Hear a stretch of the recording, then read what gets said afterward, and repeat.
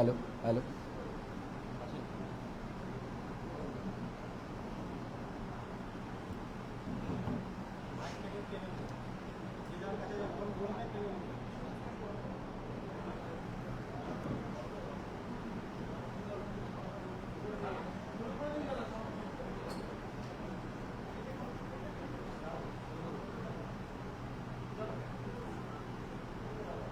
আমরা যারা এখানে উপস্থিত রয়েছি, আমরা 2016 এসএলএসটি এবং আরএলএসটি শিক্ষক শিক্ষিকা এবং শিক্ষাকর্মীর ফোরামের পক্ষ থেকে আমরা উপস্থিত হয়েছি। প্রথমেই কলকাতা প্রেস ক্লাবকে ধন্যবাদ জ্ঞাপন করি আমাদেরকে তাদের এই প্ল্যাটফর্মটাকে ব্যবহার করতে দেওয়ার জন্য, এবং আপনারা যারা সাংবাদিক বন্ধুরা এসেছেন আপনাদেরকেও ধন্যবাদ জ্ঞাপন করি। আমরা আমাদের কথা আপনাদের মধ্য দিয়ে বিভিন্ন স্তরে পৌঁছে দিতে চাই। প্রথমে বলে রাখি, 2016 এসএলএসটি এবং আরএলএসটি সমস্ত নিয়ম সমস্ত পদ্ধতি মেনেই আমাদের রিক্রুটমেন্ট প্রক্রিয়াটা সম্পন্ন হয়েছিল। আমরা ফর্ম ফিল আপ করেছিলাম, সঠিক সময়ে পরীক্ষায় অংশগ্রহণ করেছিলাম, আমাদের ভেরিফিকেশন হয়েছিল ডকুমেন্টস, আমরা ভাইভাতে বসেছিলাম পার্সোনালিটি টেস্টে, এবং পরবর্তীকালে কাউন্সিলিংয়ের মাধ্যমে রেকমেন্ডেশন পাই স্কুল সার্ভিস কমিশনের পক্ষ থেকে এবং West Bengal board of secondary এডুকেশনের পক্ষ থেকে আমরা অ্যাপয়েন্টমেন্ট লেটার পেয়ে দীর্ঘ 6 বছর সসম্মানে শিক্ষকতা করি। কিন্তু আমরা দেখতে পাই আমাদের এই চাকরি থাকতে থাকতেই হঠাৎ কলকাতা হাইকোর্টের সিঙ্গেল বেঞ্চের মাননীয় অভিজিৎ গাঙ্গুলির রায়ের পরিপ্রেক্ষিতে আমাদের চাকরি জীবনে একটা অনিশ্চয়তা নেমে আসে। কোন রকম আত্মপক্ষ সমর্থনের সুযোগ না দিয়ে আমাদেরকে চাকরিচ্যুত করা হয়, এবং শুনলে আপনারা অবাক হবেন, আপনারা অনেকেই জেনেছেন বা জেনে নাও থাকতে পারেন। আপনাদেরকে বলে রাখি, আমরা আজকের দিনে একটা 10 টাকার নোট হাতে পেলে ঘষে দেখি সেটা ঠিক না ভুল, অরিজিনাল না নকল। একটা আনঅথেন্টিক ডেটার উপর ভিত্তি করে আমাদেরকে কলঙ্কিত করে চাকরিচ্যুত করে দেওয়া হয়। আমরা সেই অর্ডারকে চ্যালেঞ্জ করে যখন সুপ্রিম কোর্টে মাননীয় অনিরুদ্ধ বসুর বেঞ্চে যায়, আমাদের ন্যাচারাল জাস্টিস বিঘ্নিত হয়েছে, আমাদের কথা শোনা হয়নি, এবং কোনো এক অজানা তথ্যের উপর ভিত্তি করে আমাদের নিশ্চিত চাকরি জীবনে অন্ধকার নেমে এসেছে। যথারীতি উনি আমাদের চাকরি ফিরিয়ে দেন এবং কলকাতা হাইকোর্টের ডিভিশন বেঞ্চকে নির্দেশ দেন স্পেসিফিক যে তথ্যের উপর ভিত্তি করে আমাদের চাকরিচ্যুত করেছিলেন তার অথেন্টিসিটি প্রুভ করতে হবে, এবং যে মামলার নিরিখে এতগুলো মানুষের জীবন ও জীবিকা চলে যাওয়ার পরিস্থিতি হয়েছে, সেই মামলাটা কলকাতা হাইকোর্ট আদৌ গ্রহণ করতে পারেন কিনা, এই দুটো বিষয়কে সামনে রেখে ডিভিশন বেঞ্চে পাঠানো হয়। এক অদ্ভুত পরিহাস দেখলাম, অথেন্টিসিটি প্রুভ হলো না। আমরা কি দেখলাম, অ্যাকর্ডিং টু সিবিআই রিপোর্ট, যে সিবিআই যে তথ্যটার ভিত্তিতে আমাদের চাকরিচ্যুত হলো সেইটা অথেন্টিক কিনা সিবিআই নিজে থেকে দিল্লি সিএমএসএম, সেখান থেকে হায়দ্রাবাদ সিএমএসএম, সবথেকে বড় সিএমএসএম, এবং তারপর কলকাতা সিবিএসএম নিয়ে গেলেন।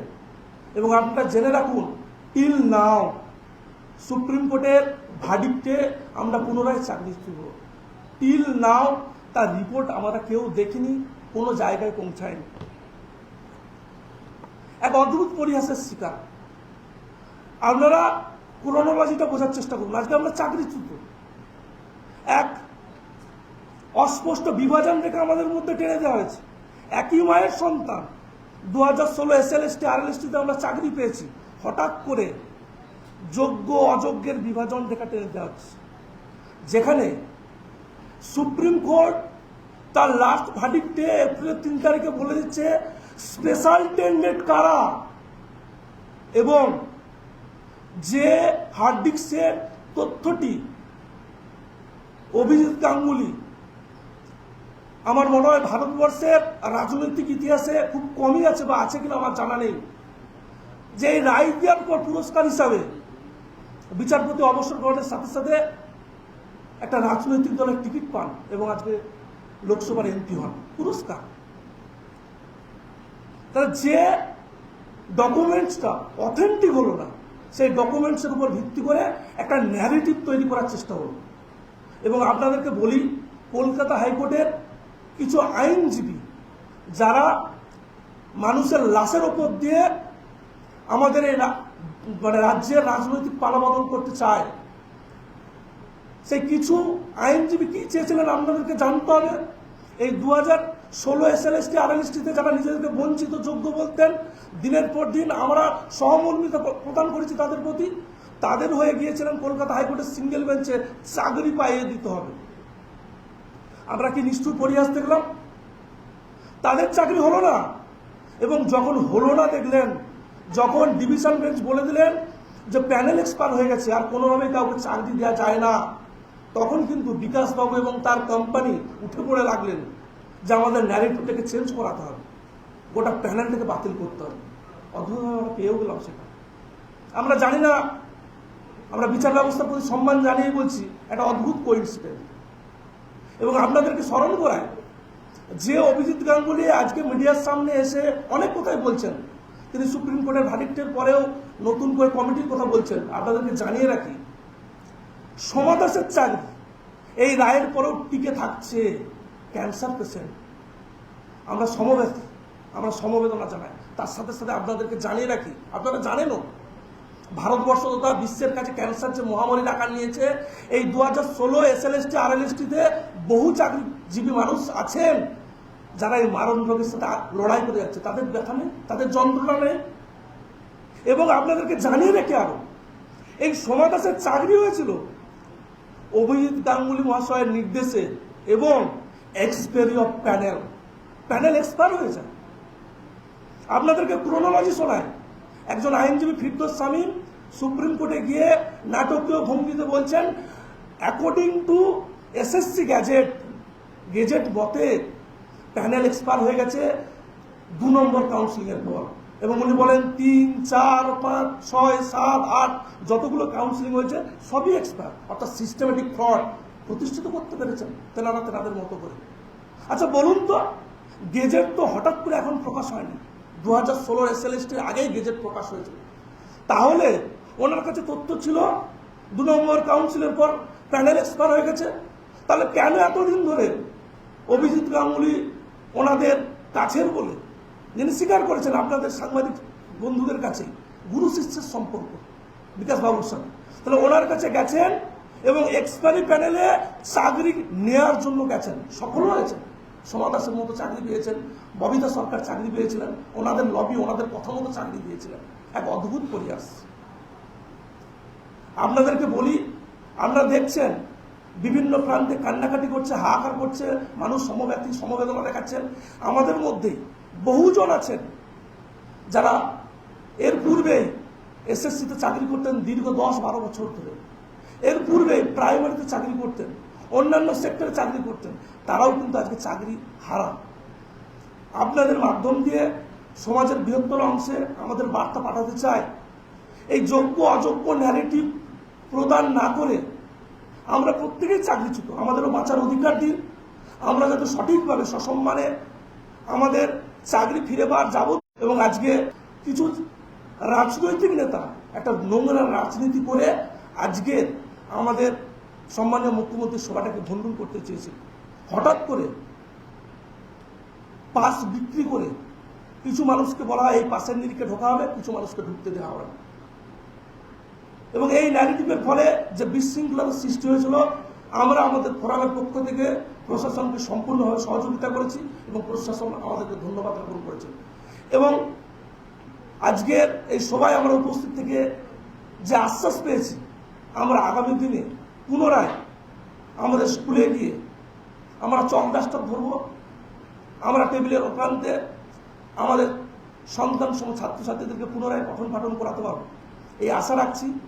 এবং এই বার্তা আপনাদের মধ্য দিয়ে সমাজের বৃহত্তর অংশে যাবে, এই আহ্বান জানাচ্ছি।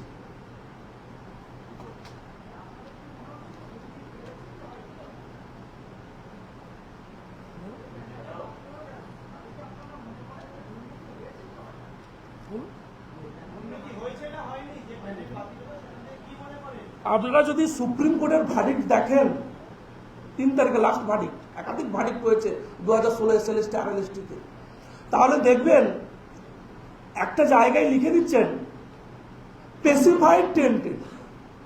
দীর্ঘ 3 বছরের এই মামলায় প্রথম একটা টার্ম যুক্ত করলেন মহামান্য সুপ্রিম কোর্টের চিফ জাস্টিস, স্পেসিফাইড টেন্টেড, অর্থাৎ ওই পার্টটায় প্রতিষ্ঠিত দুর্নীতি সমগ্র অংশ সেটা স্বীকার করে নিয়েছেন। এর বাইরে কোন রকম দুর্নীতি হয়েছে বলে আমাদের জানা নেই। আমি প্রথমেই বলে গেছি, এই পরীক্ষা পদ্ধতির প্রতিটি ধাপ, প্রতিটি পর্যায়ে আমরা সসম্মানে উত্তীর্ণ হয়েছি এবং আমরা চাকরি করছি এসএসসি সার্ভারে যে ডেটাটা রয়েছে সেই ডেটার উপর ভিত্তি করে। আপনারা বলুন তো, আপনারা নিশ্চয়ই দেখেছিলেন রাত্রি 9টায় সিঙ্গেল বেঞ্চের অভিজিৎ গাঙ্গুলি অর্ডার দিয়েছিলেন, সেন্ট্রাল বাহিনী দিয়ে এসএসসি দপ্তরকে ঘিরে ফেলা হয়েছিল, ওনাদের এক্সপার্ট দিয়ে ওখান থেকে সমস্ত তথ্য সংগ্রহ করা হয়েছিল। তাহলে সেই তথ্যে কোন রকম কোনো গরমিল খুঁজে পাননি, কোনো কিছুই খুঁজে পাননি। কিন্তু এখনো সেই সিবিআই বা বেশ কিছু আইনজীবী বলছেন এসএসসির কাছে, এসএসসির সার্ভারে ওএমআর আছে। আপনাদেরকে জানতে হবে, আমরা ওএমআর পরীক্ষা দিয়েছিলাম এবং অনেকেই জ্ঞাত এবং অজ্ঞাত এই পয়েন্টের উপর এই নিরীক্ষে ফেলা হয়েছে এবং হয়তো কোনো পরিকল্পনা করি। আপনাদেরকে শুধু বলবো, আপনারা যারা উপস্থিত হয়েছেন এবং আপনাদের মধ্য দিয়ে সমস্ত স্তরে আমরা বলতে চাই, আপনারা দয়া করে 2016 এসএলএসটি আরএলএসটি গেজেটটা পড়ুন। সেখানে কোড আনকোড লেখা ছিল, কোন রকম অনৈতিক হয়নি, আমাদের চোখে সেটা ধরে পড়েনি এবং ওখানে কোন রকম যে লুকোচুরি কোনো তথ্য আছে সেটা সিবিআই উদ্ধার করতে পারেনি। সুতরাং এসএসসি সার্ভারের যে তথ্য সেটাকে আমরা আজও অথেন্টিক মনে করি। সিবিআই সেটাকে কখনোই ভুল বলেননি, কোনো পক্ষই কোনো ভুল বলেননি এবং সেই তথ্যের উপর ভিত্তি করে আমরা আমাদের চাকরিটাকে কোনো রকম দুর্নীতির জায়গায় রাখতে চাই না।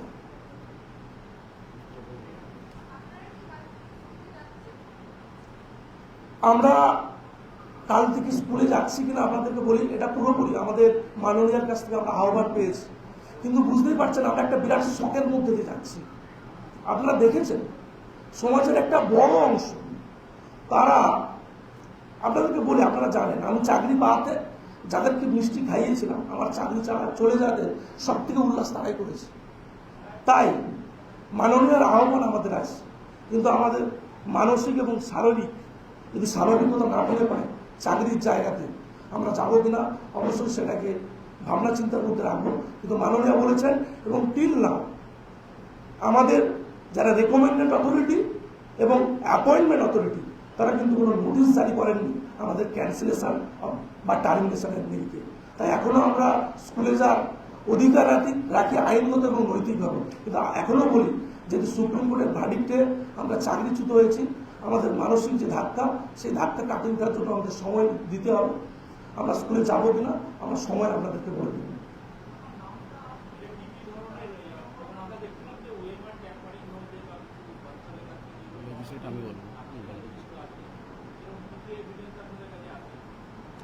দেখুন আমাদের কাছে এভিডেন্স তো থাকার ব্যাপার নেই, কারণ আমরা ওএমআর পরীক্ষা দিয়েছিলাম, আমাদের কোনো কাছে কোনো কার্বন কপি ছিল না।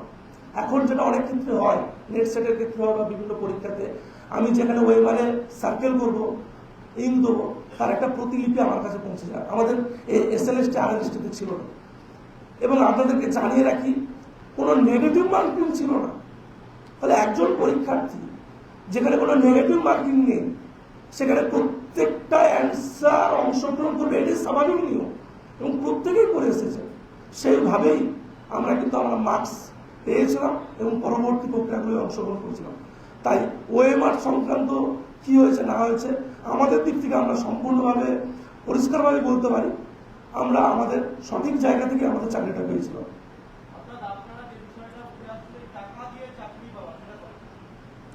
দেখুন কেউ একজন, আপনাদেরকে বলে রাখি, আমরা আপনাদের নিশ্চয়ই সাধারণ মানুষ যদি দেখেন বা আপনারাও দেখেন কিনা আমরা সন্দেহ প্রকাশ করছি, যদি লাইভ স্ট্রিমিং দেখেন আপনার প্রশ্নটাই কোড আনকোড পূর্ববর্তী যিনি চিফ জাস্টিস ছিলেন চন্দ্রচূড় মহাশয় বেঞ্চে মাননীয় অ্যাডভোকেট বিকাশ বাবু বলে যাচ্ছিলেন ফ্রড টাকা দিয়ে চাকরি পেয়েছিলেন।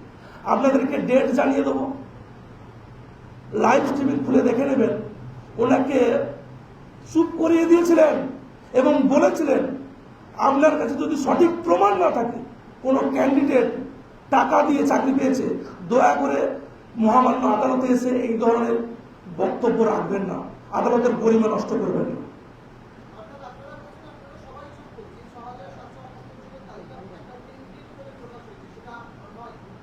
প্রথমত বলি, টেন্টেড না, স্পেসিফাইড টেন্টেড 1212, 6000-এর কোনো সম্পর্ক নেই।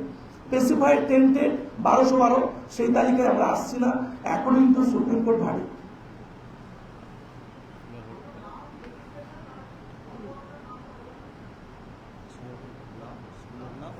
নাম রেজিগনেশন সংগঠনের নাম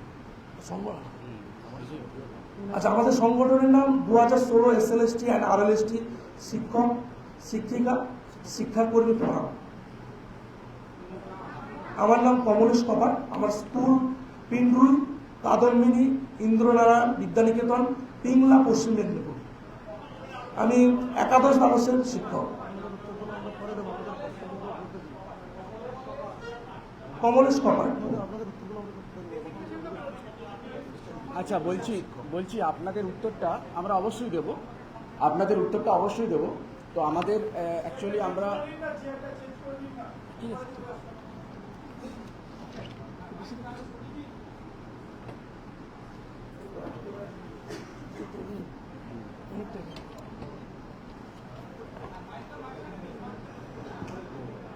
হ্যালো, আপনাদের উত্তরটা অবশ্যই আমরা দেব। তো আমরা প্রায় 4-5 জন বক্তব্য রাখবো। তো আমাদের স্পেসিফিক কিছু বক্তব্য আছে, হয়তো এগুলো আপনাদেরকে বললে আপনাদের কিন্তু এই কোশ্চেনগুলোর অনেক জায়গাগুলো ক্লিয়ার হয়ে যাবে। তারপরে যদি আপনাদের থেকে থাকে যে কিছু জানার, অবশ্যই আমরা আপনাদের প্রত্যেকটা প্রশ্নের উত্তর দেব। আমার নাম বিপ্লব বিবার, আমি বেলদা গঙ্গাধর একাডেমি বেলদা স্কুলের অ্যাসিস্ট্যান্ট টিচার।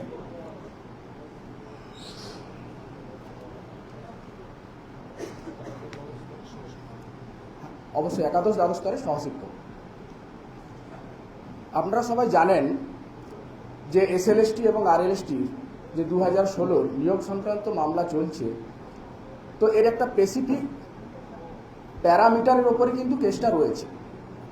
কি সেই প্যারামিটার এবং তার গুরুত্ব কতটা, এই বিষয়টা নিয়ে আমি আপনাদের মাধ্যমে আমি সর্বস্তরে এই বার্তাটা পৌঁছতে চাই। এই বিষয়টা হয়তো আপনারা এর আগে কখনোই আপনাদের কাছে পৌঁছায়নি। বিষয়টা হচ্ছে, এই নিয়োগ সংক্রান্ত মামলায় আপনারা জানেন যে CBI ইনভেস্টিগেশন হয়েছিল। CBI বেশ কিছু তথ্য তিনি উদ্ধার করেছিলেন।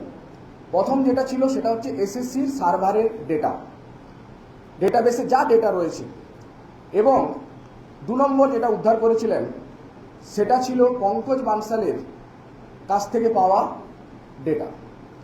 3 নম্বর রয়েছে নীলাদ্রি দাস, অর্থাৎ SSC যে সংস্থাকে এই এভালুয়েশন প্রক্রিয়াটা করার জন্য টেন্ডার দিয়েছিল, সেই সংস্থা হচ্ছে নাইসা। সেই নাইসার কর্ণধার ছিল এই নীলাদ্রি দাস।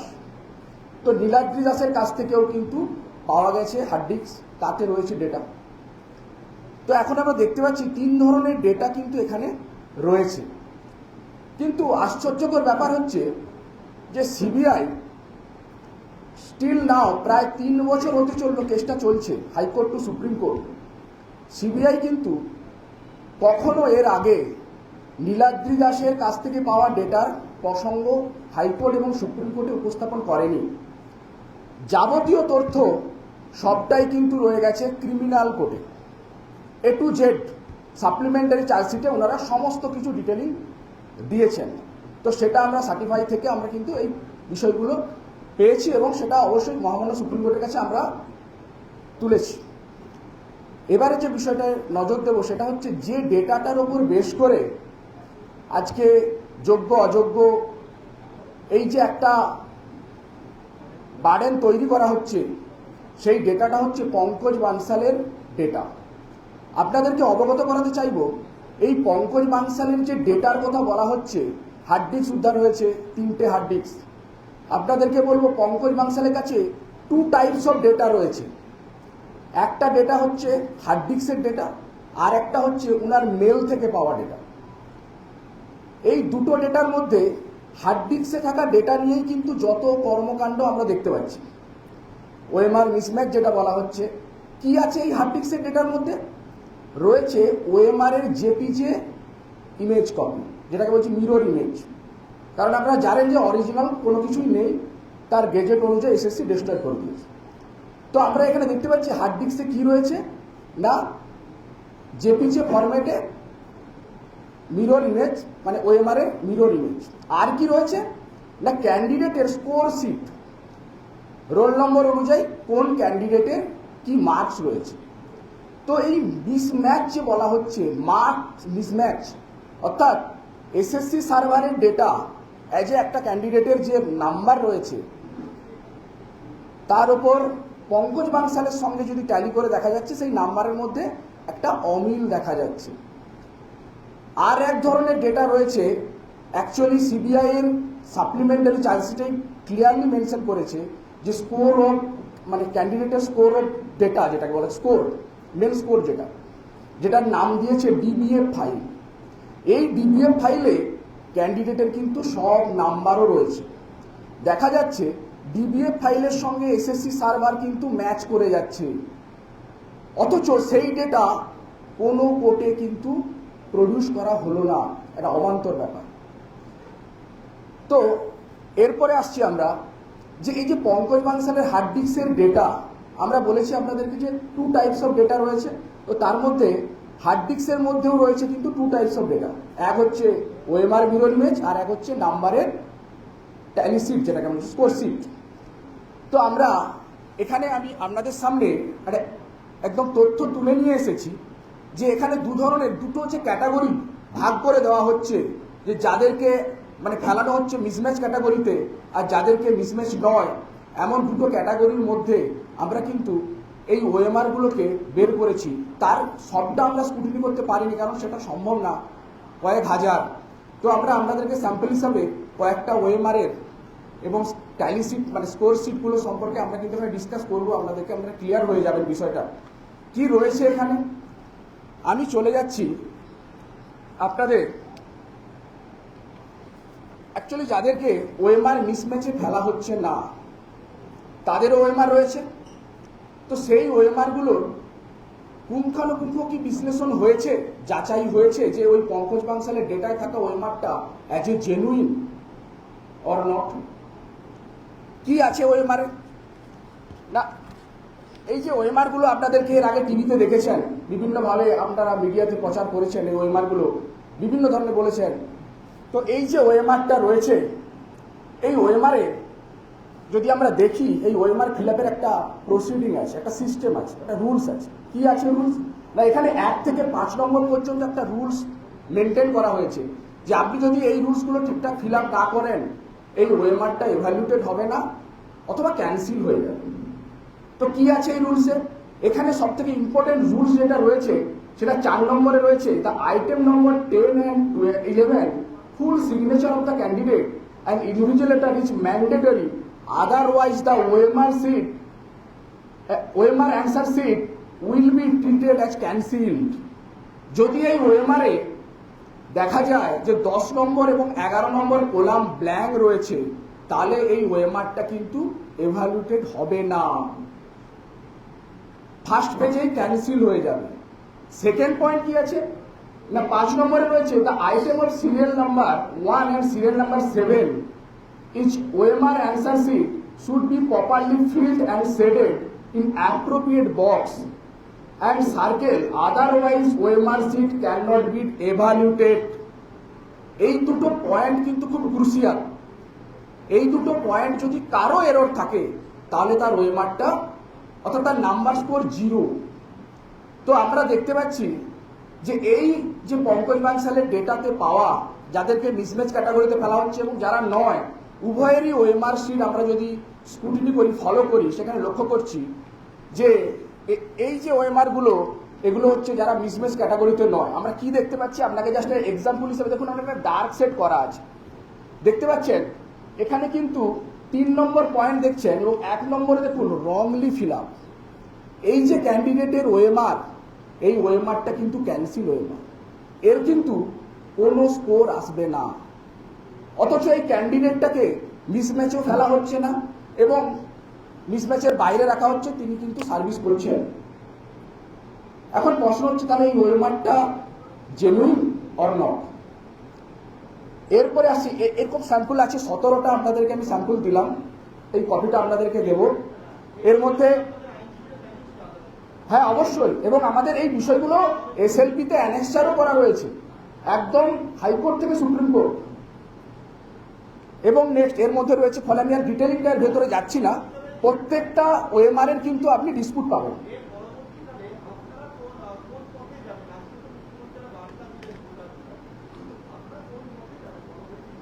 আচ্ছা স্যার, আমি উত্তর, হ্যাঁ অবশ্যই আমরা এটা বলছি স্যার, আর একটা পার্ট আমি একটু ডিসকাস করে আপনাকে বলছি। তো এটা দেখলেন আমরা যারা মিসম্যাচ নয় তাদের এই ওএমআর, অথবা এই ওএমআরটা জেনুইন কিনা এটা নিয়ে আমাদের প্রশ্নচিহ্ন বরাবরই থেকে যাচ্ছে।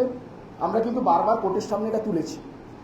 এরপরে যেটা আমি দেখাবো, এটাও একটা আশ্চর্যকর ব্যাপার, পঙ্কজ বানসালের ডেটার সঙ্গে, স্কোর শিটের সঙ্গে এসএসসির কোর শিট মিলছে না। এটাই তো মেইন পয়েন্ট, এটার দ্বারাই তো মিসম্যাচ বলা হচ্ছে। সত্যি কি পঙ্কজ বানসালের কাছে থাকা ডেটা কতটা জেনুইন? পঙ্কজ বানসালের কাছে থাকা যে ওএমআর শিট এবং তার ট্যালি শিটকে আমরা যদি লক্ষ্য করে দেখি, তাহলে তার একজন ক্যান্ডিডেটের তো ওএমআর রয়েছে, তাহলে সেই ওএমআর এর যদি আমরা স্পেসিফিক দেখি, কারো ওএমআর ব্ল্যাঙ্ক, কিন্তু পঙ্কজ বানসালের ওই ট্যালি শিটে তার নাম্বার রয়েছে। মানে একটা অবাস্তব ব্যাপার। কি করে হতে পারে?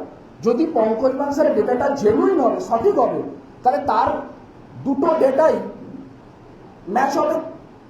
দেখা যাচ্ছে OMR wrongly fill up show করছে, রংলি ফিল আপ মানে তার স্কোর, অ্যাকচুয়াল স্কোর যদি ওই ওএমআরটাকে এভালুয়েটেড হতো, স্কোর হতো 0। কিন্তু পঙ্কজ বানসালের ক্যান্ডিডেট স্কোর শিটে দেখতে পাচ্ছি কারো 30, কারো 20, কারো 25। কি ব্যাপার, কি কারণে হচ্ছে এটা?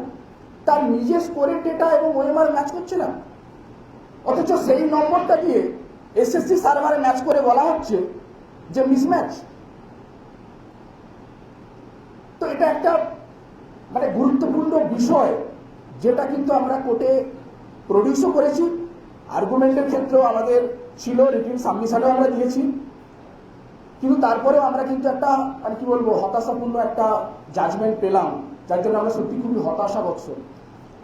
আরেকটা বিষয় বলতে চাইবো, এটা তো গেল পঙ্কজ বানসালের ডেটা। যিনি নাইসার কর্ণধার ছিলেন নীলাদ্রি দাস, তার কাছ থেকেও কিন্তু হার্ড ডিস্ক পাওয়া গেছে। তার কাছ থেকে যে মিসম্যাচের সংখ্যাটা বলা হচ্ছে সিবিআই, অ্যাকর্ডিং টু সিবিআই 150। তাহলে যেখানে পঙ্কজ বানসালে বলা হচ্ছে 4000 5000 মিসম্যাচ, সেখানে তার কর্ণধারের কাছ থেকে পাওয়া ডেটা বলা হচ্ছে 150 মিসম্যাচ। তাহলে কোন মিসম্যাচটা সঠিক? কিভাবে এর বিচার হবে? এবং আরেকটা বিষয় আমরা দেখতে পাচ্ছি যে এই যে পঙ্কজ বানসাল, আমাদের বারবার এই কোশ্চেনটা আসে, সিবিআই তার চার্জশিটে যত অ্যাকিউজ পার্সন আছে আমরা দেখেছি তাদেরকে প্রত্যেককে সিবিআই ইন্টারোগেশন করেছে অথবা তাদেরকে কাস্টাডিতে নিয়েছে। কিন্তু পঙ্কজ বানসালটা, মানে পঙ্কজ বানসাল ইনি কে? ইনি কি খুব মহান ব্যক্তি যে যাকে সিবিআই কোনো কাস্টাডিতে নিল না? এবং তার কোনো মানে কি বলবো, তার বক্তব্যটাও মানে তিনি কে, মানে আদৌ কি তিনি ভারতীয়? মানে আমাদের প্রশ্ন চিহ্নটা থেকে যায়, আদৌ এটা কোনো মিরাক্কেল কোনো ডেটা নয় তো, যেটাকে পঙ্কজ বানসালের নাম দিয়ে চালানো হচ্ছে? মানে বারবার এই প্রশ্ন চিহ্নটা কিন্তু, এই যে প্রবলেমগুলো রয়েছে এটার দ্বারা কিন্তু আমাদের বারবার এই প্রশ্নটা মনের মধ্যে আসে। এটাই আপনারা সবার সামনে তুলে ধরলাম, আপনারাই এর বিচার করবেন। এরপরে যে বিষয়টা বলবো, দেখুন সিবিআই ইনভেস্টিগেশন করেছে, কারণ ভারতের সর্বোচ্চ ইনভেস্টিগেশন এজেন্সি, প্রত্যেকটা বিষয়ে ইনার একটা মানে এই এজেন্সির একটা গুরুত্ব রয়েছে। তো আমরা আমাদের কেসে দেখতে পাচ্ছি সিবিআই ইনভেস্টিগেশন করে যে তথ্যগুলো পেল সেগুলো কিন্তু নিজেরাই ফরেন্সিতে পাঠিয়ে দিল। কেন? কোনো কোর্ট অর্ডার ছাড়া ওনারা কেন পাঠালো ফরেন্সিকে? তাহলে কি ওনাদের মনে প্রশ্ন চিহ্ন আছে যে এই ডেটাগুলোর অথেন্টিসিটি হয়তো নাও থাকতে পারে? তার জন্য ওনারা পাঠালেন দিল্লি, হায়দ্রাবাদ, কারণ হায়দ্রাবাদ আমাদের জানি সিএফএসএল খুব একদম ভালো সিএফএসএল। তারপরে হায়দ্রাবাদ কি করলো, রিটার্ন করে দিল, চলে এলো কলকাতা সিএফএসএল, সেখানেই থাকলো। যখন ডিভিশন বেঞ্চে কেসটা চলছিল, স্পেশাল ডিভিশন বেঞ্চে, তখন সিবিআইয়ের তরফ থেকে বলা হয়েছিল যে আমাদের হায়দ্রাবাদে পাঠিয়েছিলাম এবং হায়দ্রাবাদ সেটাকে রিটার্ন করে দিয়েছে, আমরা কলকাতা সিএফএসএল পাঠিয়েছি। রিপোর্ট কোথায়? নেই। পরবর্তী সময় দেখলাম কেসটা সুপ্রিম কোর্টে চলে গেল, সিএফএসএল রিপোর্ট কোথায়? নেই। তারপর কি হলো না, চিফ জাস্টিস বললেন তাহলে কাজ করুন, আপনারা যে ডেটাটা দিচ্ছেন পঙ্কজ বানসালে, তার মেটা ডেটাটা দিন। কি এই মেটা ডেটা? না, একটা ডেটা, একটা যদি জেনুইন ডেটা হয় তার হিস্ট্রিটা রয়েছে, কবে ক্রিয়েট হয়েছে, কত এমবি, কি ব্যাপার, এ টু জেড হ্যাশ ভ্যালু সেই ডেটার মধ্যে কিন্তু একটা ডেটার মেটা ডেটা মানে সেই ডেটার পুরো হিস্ট্রি থাকবে। একাধিকবার সুপ্রিম কোর্ট সিবিআইকে বলা সত্ত্বেও কিন্তু সিবিআই কোনো মেটা ডেটা দিতে পারেনি। এই ডেটা, যে ডেটার বেস করে আজকে হাজার হাজার ছেলে মেয়ে চাকরিচ্যুত হলো, মানে হতে চলেছে, হয়েও গেছে অলরেডি। একটা প্রশ্ন চিহ্ন তৈরি হলো আজকের এই এসএসসি সংক্রান্ত মামলার ক্ষেত্রে। কি হবে সুরাহা? এটাই আপনাদের দ্বারা সর্বোচ্চ স্তরে পৌঁছাতে চাইছি।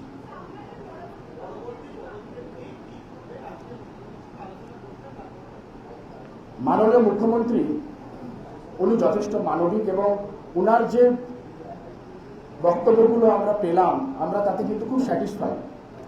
আগামী দিনে রাজ্য সরকারও যাচ্ছে, রাজ্য সরকার যেহেতু এই সুপ্রিম কোর্টের জাজমেন্টের ক্লিয়ারিটি নিয়ে একটা প্রশ্নচিহ্ন থেকে যাচ্ছে, ওনারা বুঝতেই পারছেন না, তো সেই জায়গাতে ওনারা অবশ্যই ক্লিয়ারিটি চাইবেন বলেছেন সুপ্রিম কোর্টের কাছ থেকে। এবং পরবর্তী সময়ে রিভিউ পিটিশনের কথাও বলা হয়েছে। আমরাও কিন্তু আগামী দিনে আমাদের এই ন্যায় পাওয়ার জন্য আমরাও সুপ্রিম কোর্টে যাব, রিভিউ পিটিশনের ফাইল করবো আমাদের তরফ থেকে। Thank you.